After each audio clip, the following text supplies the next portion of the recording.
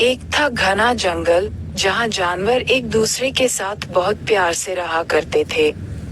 उस जंगल के बीच एक बहुत सुंदर और बड़ा तालाब था। उस तालाब में एक मगरमच्छ रहता था। तालाब के चारों ओर बहुत सारे फलों के पेड़ लगे हुए थे। उनमें से एक पेड़ पर बंदर रहता था। बंदर और मगरमच्छ एक दूसरे के बहुत अच्छे दोस्त थे। बंदर पेड़ से मीठे और स्वादिष्ट फल खाता था और साथ ही अपने दोस्त मगर को भी देता था। बंदर अपने दोस्त मगर का खास ख्याल रखता और मगर भी उसे अपनी पीठ पर बैठाकर पूरे तालाब में घुमाता था।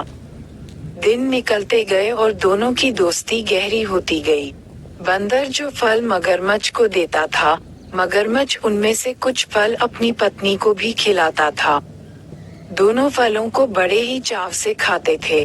बहुत दिनों के बाद एक बार मगर की पत्नी ने कहा कि बंदर तो हमेशा ही स्वादिष्ट फल खाता रहता है। जरा सोचो उसका कलेजा कितना स्वादिष्ट होगा। वह मगर से जिद करने लगी कि उसे बंदर का कलेजा खाना। मगर ने उसे समझाने की कोशिश की, लेकिन उसने नहीं माना और वो मगर से रूठ गई। अब मगर को न चाहते हुए भी हाँ बोलना पड़ा। उसने कहा कि वो दूसरे दिन बंदर को अपनी गुफा में लेकर आ जाएगा, तब उसका कलेजा निकाल कर खा लेना।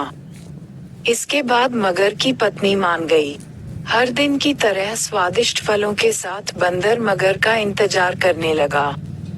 कुछ ही देर में मगर भी आ गया और दोनों ने मिलकर फल खाए। मगरमच्छ बोला कि दोस्त, आज तुम्हारी भाभी तुमसे मिलना चाहती है। चलो, तालाब की दूसरी ओर मेरा घर है, आज वहां चलते हैं। बंदर झट से मान गया और उछलकर मगर की पीठ पर बैठ गया। मगर उसे लेकर अपनी गुफा की ओर बढ़ने लगा। जैसे ही दोनों तालाब के बीच पहुंचे, मगर ने कहा कि मित्र, आज तुम्हारी भाभी की इच्छा है कि वो तुम्हारा कलेजा खाए। ऐसा कहकर उसने पूरी बात बताई। बात सुनकर बंदर कुछ सोचने लगा और बोला, मित्र, तुमने मुझे ये पहले क्यों नहीं बताया? मगर ने पूछा, क्यों मित्र, क्या हो गया? बंदर बोला कि मैं अपना कलेजा तो पेड़ पर ही छोड़ा हूँ। तुम मुझे वापस ले चलो तो मैं अपना कलेजा साथ में ले आऊंगा। मगर बंदर की बातों में आ गया और वापस किनारे पर आ गया। वो दोनों जैसे ही किनारे पर पहुंचे, बंदर झट से पेड़ पर चढ़ गया और बोला कि मूर्ख, तुझे पता नहीं कि कलेजा हमारे अंदर ही होता है। मैं हमेशा ही तुम्हारा भला सोचता रहा और तुम मुझे ही खाने चले थे।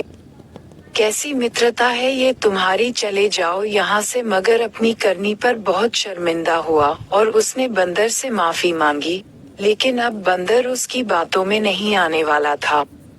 कहानी से सीख। इस कहानी से हमें ये सीख मिलती है कि संकट के समय हमें घबराना नहीं चाहिए।